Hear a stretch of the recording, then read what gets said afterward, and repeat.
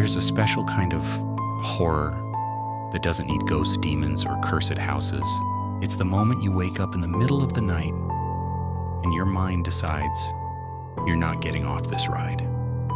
Tonight I'll be reading The Haunted Mind by Nathaniel Hawthorne. This isn't a jump scare story. It's a slow, strange walk through that half-awake state between a bad dream and a worse reality. You're not fully asleep, you're not fully conscious, you're just stuck, alone, with every thought you've been avoiding. As you listen, pay attention to how Hawthorne treats the mind like a haunted house. Shadows of regret in one corner, old memories in another, fears creeping down the hallway. Nothing physically happened, and yet everything happens. The ghost here isn't a figure in the dark. It's your own thoughts, when there's nothing left to distract you from them. Turn down the lights, lie back, and remember that the scariest place to be stranded isn't a graveyard or an abandoned building. It's inside your own head at 3 a.m. This is The Haunted Mind by Nathaniel Hawthorne.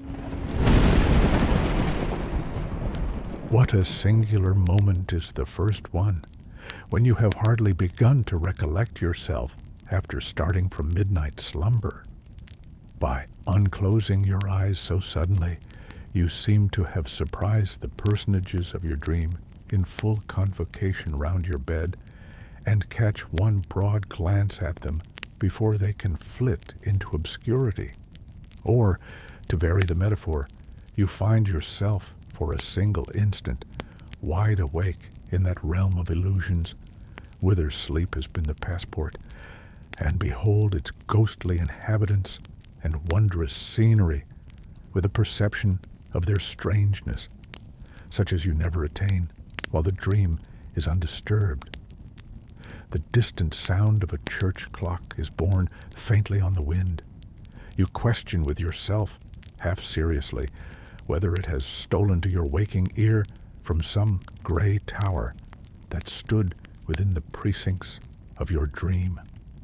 While yet in suspense, another clock flings its heavy clang over the slumbering town with so full and distinct a sound, and such a long murmur in the neighboring air, that you are certain it must proceed from the steeple at the nearest corner.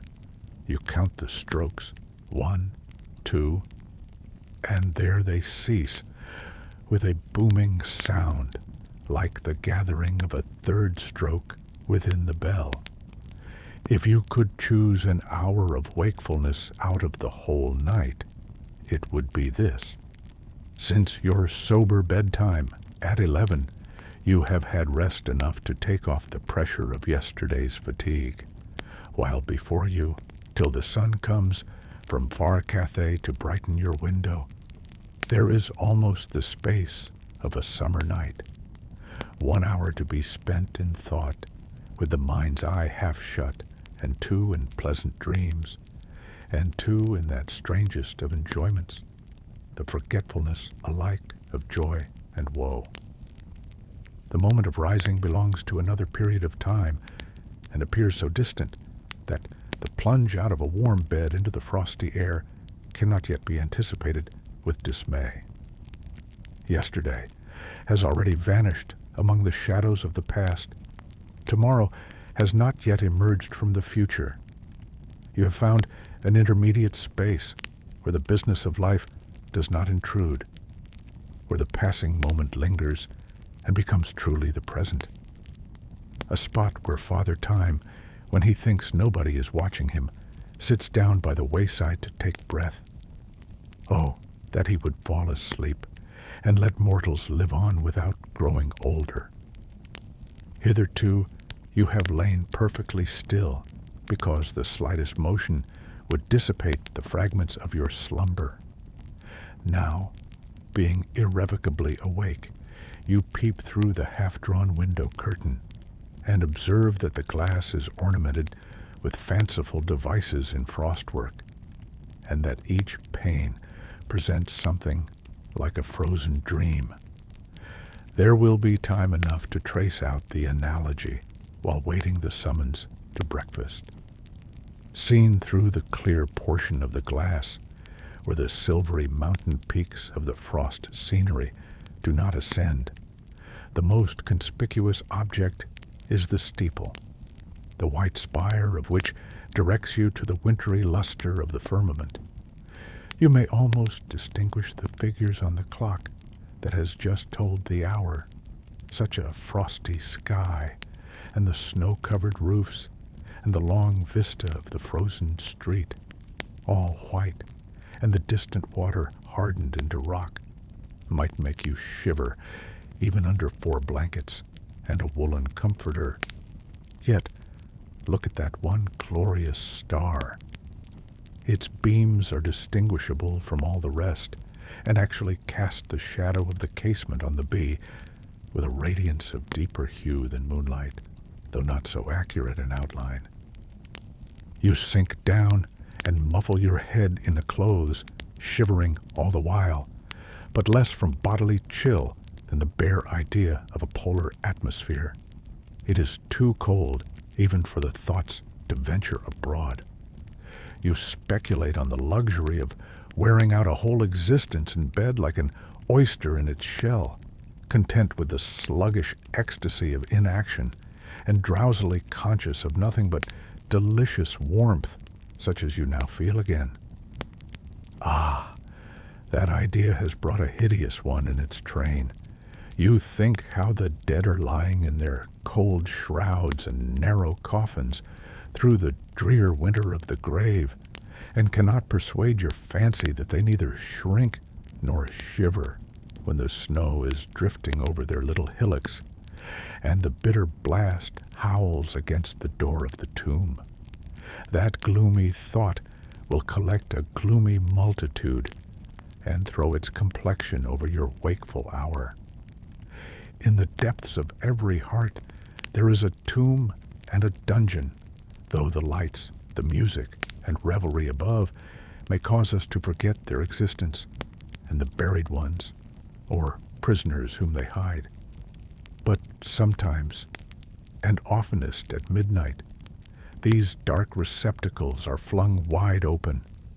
In an hour like this, when the mind has a passive sensibility but no active strength, when the imagination is a mirror, imparting vividness to all ideas, without the power of selecting or controlling them, then pray that your griefs may slumber, and the brotherhood of remorse not break their chain.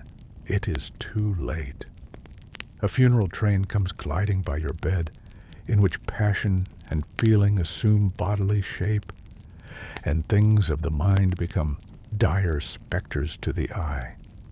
There is your earliest sorrow, a pale young mourner, wearing a sister's likeness to first love, sadly beautiful, with a hallowed sweetness in her melancholy features, and grace in the flow of her sable robe. Next appears a shade of ruined loveliness, with dust among her golden hair, and her bright garments, all faded and defaced, stealing from your glance with drooping head, as fearful of reproach. She was your fondest hope, but a delusive one. So call her disappointment now. A sterner form succeeds, with a brow of wrinkles, a look and gesture of iron authority. There is no name for him unless it be fatality, an emblem of the evil influence that rules your fortunes, a demon to whom you subjected yourself by some error at the outset of life, and were bound his slave forever by once obeying him. See, those fiendish lineaments graven on the darkness, the writhed lip of scorn, the mockery of that living eye, the pointed finger touching the sore place in your heart. Do you remember any act of enormous folly at which you would blush, even in the remotest cavern of the earth? Then recognize your shame. Pass, wretched band. Well for the wakeful one, if riotously miserable, a fiercer tribe do not surround him, the devils of a guilty heart that holds its hell within itself? What if remorse should assume the features of an injured friend? What if the fiend should come in woman's garments, with a pale beauty amid sin and desolation, and lie down by your side? What if he should stand at your bed's foot in the likeness of a corpse, with a bloody stain upon the shroud? Sufficient without such guilt is this nightmare of the soul, this heavy, heavy sinking of the spirits, this wintry gloom about the heart, this indistinct horror of the mind, blending itself with the darkness of the chamber.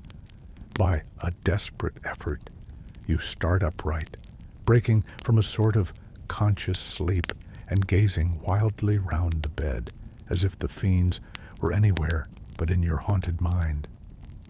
At the same moment, the slumbering embers on the hearth send forth a gleam which palely illuminates the whole outer room and flickers through the door of the bedchamber, but cannot quite dispel its obscurity. Your eye searches for whatever may remind you of the living world. With eager minuteness, you take note of the table near the fireplace, the book with an ivory knife between its leaves, the unfolded letter, the hat, and the fallen glove. Soon the flame vanishes, and with it the whole scene is gone, though its image remains an instant in your mind's eye, when darkness has swallowed the reality. Throughout the chamber there is the same obscurity as before, but not the same gloom within your breast. As your head falls back upon the pillow, you think, in a whisper be it spoken, how pleasant in these night solitudes would be the rise and fall of a softer breathing than your own, the slight pressure of a tenderer bosom, the quiet throb of a purer heart, imparting its peacefulness to your troubled one, as if the fond sleeper were involving you in her dream. Her influence is over you, though she have no existence but in that momentary image. You sink down in a flowery spot on the borders of sleep and wakefulness, while your thoughts rise before you in pictures, all disconnected, yet all assimilated by a pervading gladsomeness and beauty. The wheeling of gorgeous squadrons that glitter in the sun is succeeded by the merriment of children round the door of a schoolhouse, beneath the glimmering shadow of old trees at the corner of a rustic lane. You stand in the sunny rain of a summer shower and wander among the sunny trees of an autumnal wood and look upward at the brightest of all rainbows, overarching the unbroken sheet of snow on the American side of Niagara. Your mind struggles pleasantly between the dancing radiance round the hearth of a young man and his recent bride, and the twittering flight of birds in spring about their new-made nest. You feel the merry bounding of a ship before the breeze, and watch the tuneful feet of rosy girls as they twine their last and merriest dance in a splendid ballroom, and find yourself in the brilliant circle of a crowded theater as the curtain falls over a light and airy scene. With an involuntary start, you seize hold on consciousness and prove yourself but half awake by running a doubtful parallel between human life and the hour which has now elapsed. In both you emerge from mystery, pass through a vicissitude that you can but imperfectly control, and are borne onward to another mystery. Now comes the peal of the distant clock, with fainter and fainter strokes as you plunge further into the wilderness of sleep. It is the knell of a temporary death. Your spirit has departed and strays like a free citizen among the people of a shadowy world, beholding strange sights, yet without wonder or dismay. So calm, perhaps, will be the final change. so undisturbed, as if among familiar things, the entrance of the soul to its eternal home.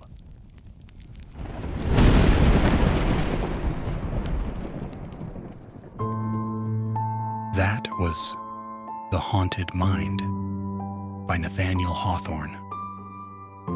No doors slammed. No specter appeared at the foot of the bed.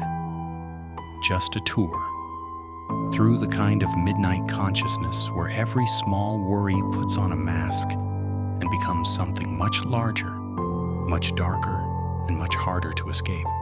Hawthorne doesn't give you a monster to fight. He gives you yourself. Your past, your fears, your regrets, all laid out in a quiet room while the world sleeps. By the time morning comes, nothing around you has changed, but you have to live with what you saw in that hour. If you'd like to hear more classic psychological and supernatural tales, you can subscribe, leave a like, or suggest the next story in the comments. Thanks for listening. And the next time you wake up in the dead of night, staring into the dark, remember, you're not alone. You brought your whole mind with you.